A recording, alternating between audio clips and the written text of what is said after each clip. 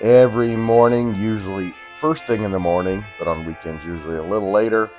We have the Central Indiana Sports Central, the hub of the Central Indiana Sports Report, where we go over all the day's news from Central Indiana Sports and hear from members of the media and the Central Indiana Sports Report's correspondents.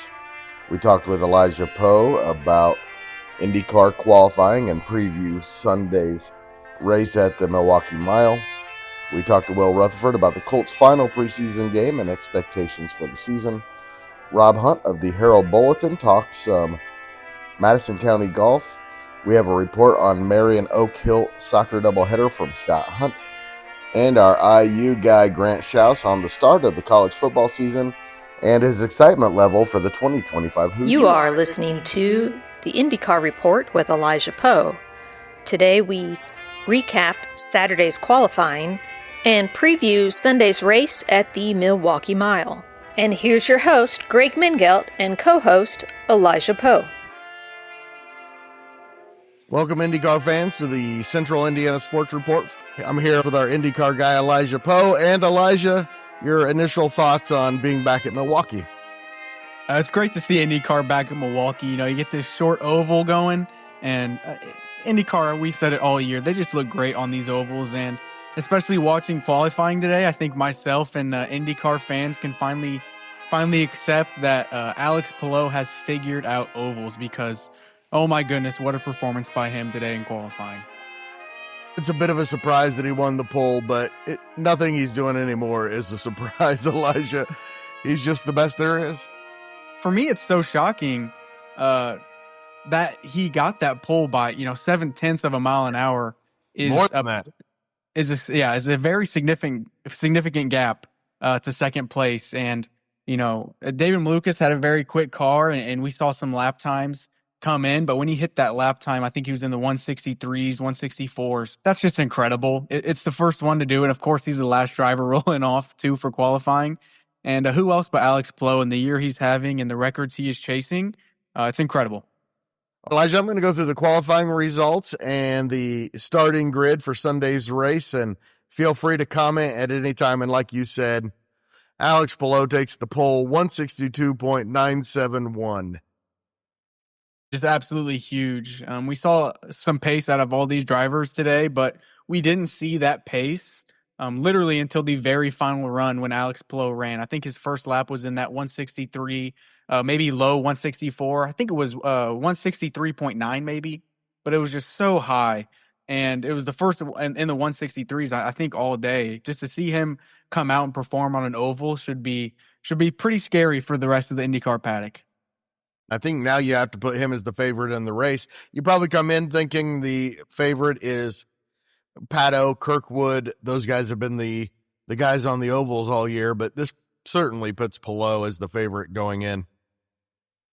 Yeah, no doubt. He's obviously proven himself a winner on these ovals, obviously having won a short oval earlier in the year.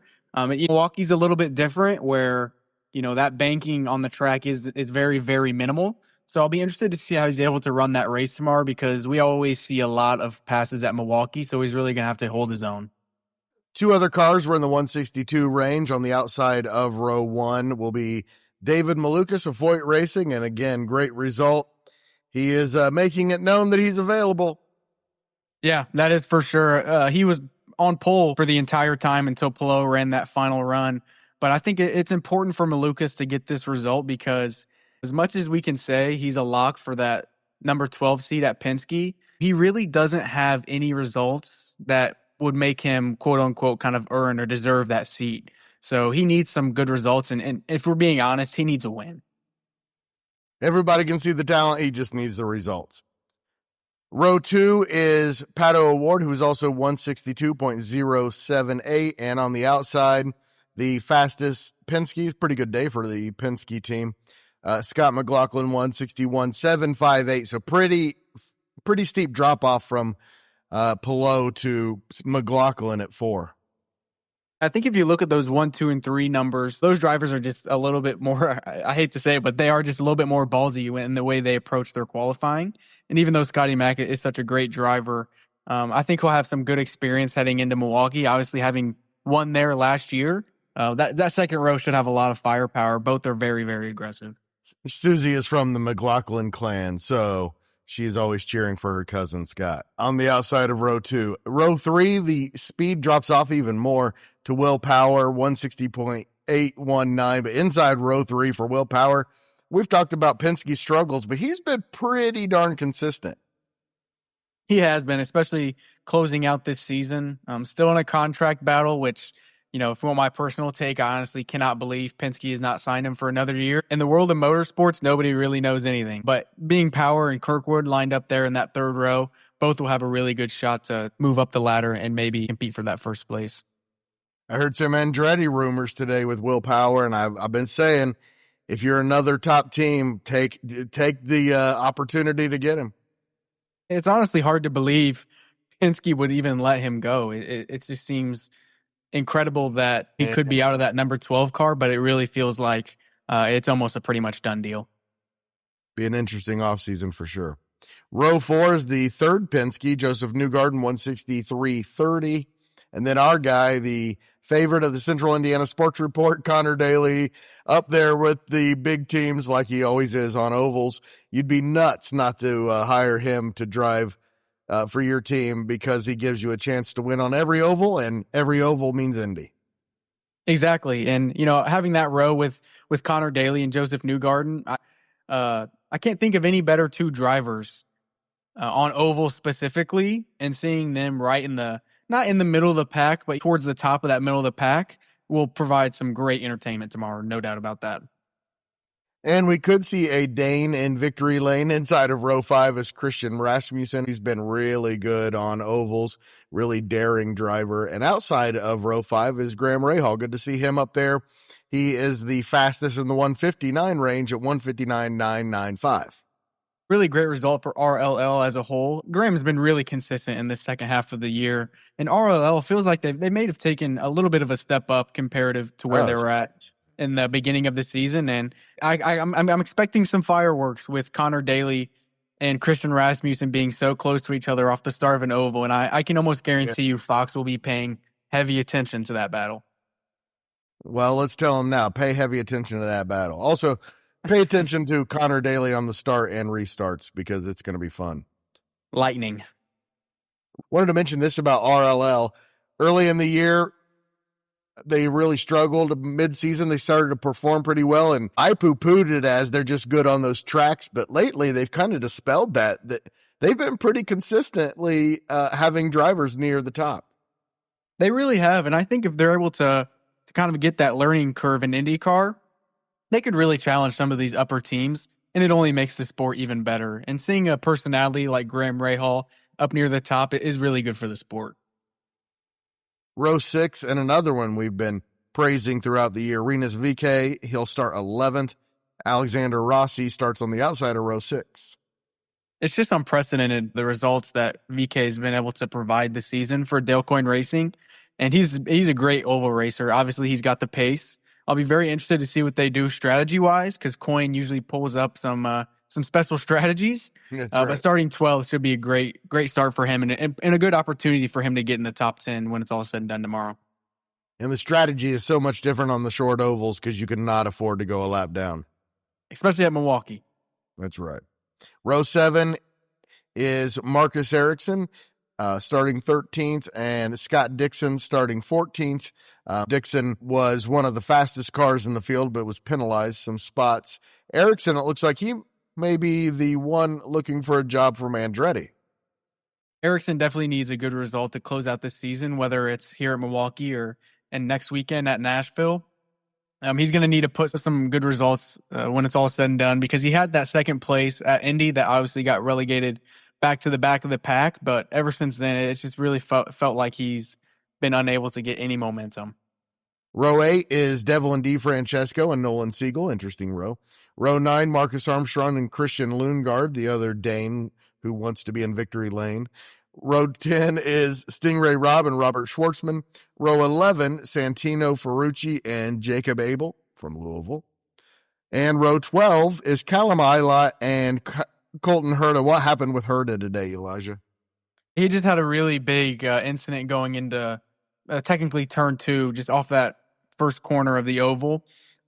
He caught it and he was able to save it from the barrier. That was his first official lap time, and it pretty much just threw his qualifying efforts in the bin. He was able to save the car. That team won't have to make updates or fix anything for tomorrow. Starting back in the pack, it should at least be interesting for fans to watch somebody maybe climb up here tomorrow. And row 13, an unfortunate Felix Rosenquist and Kiffin Simpson, who was penalized, actually went 158.132 in his Ganassi. And Rosenquist had an incident today. It's a shame for Rosenquist and that Meyershank Racing team. He was coming off of turn 4 of the oval and just got the back of the car, kind of just lost it and went into the wall. Regardless, he's been very fast, so him starting from the back will definitely be something to watch tomorrow. To see where he can maybe end up will be super fun because he's definitely got the pace for it. And row 14, all by himself, is Louis Foster, who was also penalized. He went 157.59, which would have been outside of row 11. Unfortunate amount of engine penalties this weekend. It's usually pretty normal in IndyCar for drivers to pick up grid penalties for an engine swap every once in a while, but it really feels more common this season, especially with those Ganassi cars. It feels like Scott Dixon's been penalized almost 4 times. I think this is Kiffin Simpson's second time, which is a shame because they've got the pace on track and they need those results as well. Busy day on Sunday in Milwaukee. 11:30 is the NXT race on FS1. The IndyCar race on, again, one of my favorite races of the year, the Milwaukee Mile, starts 2 o'clock on Fox. Elijah, and I want to know who you favor and who do you expect to be the contenders for the win.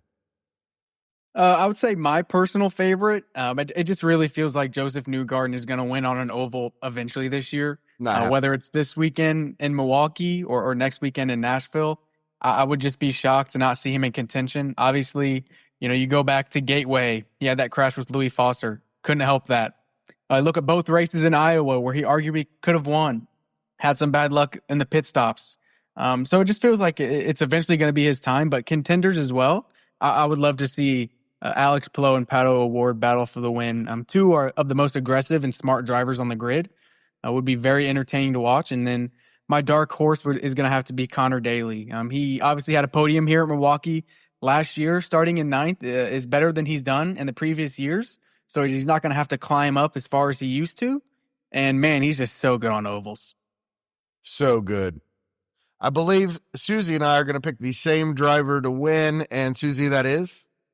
Scott McLaughlin. That is correct. We both believe it is going to be a Penske's day. It's not going to be Newgarden. It is going to be Scott McLaughlin.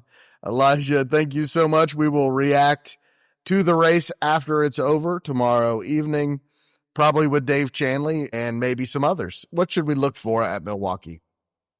I think we're going to see another really good IndyCar race. We've talked about how this year has been very successful with the package IndyCar has brought.